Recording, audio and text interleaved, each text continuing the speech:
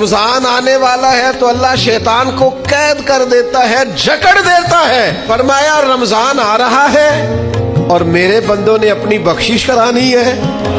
انہوں نے میری عبادت کرنی ہے،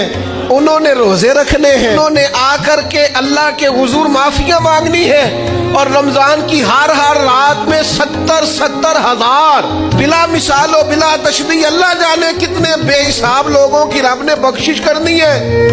تو یہ شیطان بڑا مکار ہے، یہ کھلا ہوا دشمن ہے، کوئی خرابی نہ کر دے لہذا پہلے اسے باندھ دو، خرابی نہ کرے کسی قسم کی اسے باندھ دیا جاتا ہے۔ ایمان بھی آ گیا، خرابی کرنے والا بھی باندھ دیا، لیکن اگر فائدہ لینے والے پھر بھی فائدہ نہ لے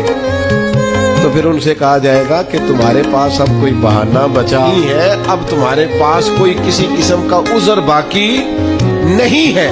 اب تو یہ تھا کہ تمہیں بخشش کرانا چاہیے تھی، استغفار پڑھنا چاہیے تھی، دعائیں کرنا چاہیے تھی، قرآن مجید کی تلاوت کو کثرت سے کرنا چاہیے تھا۔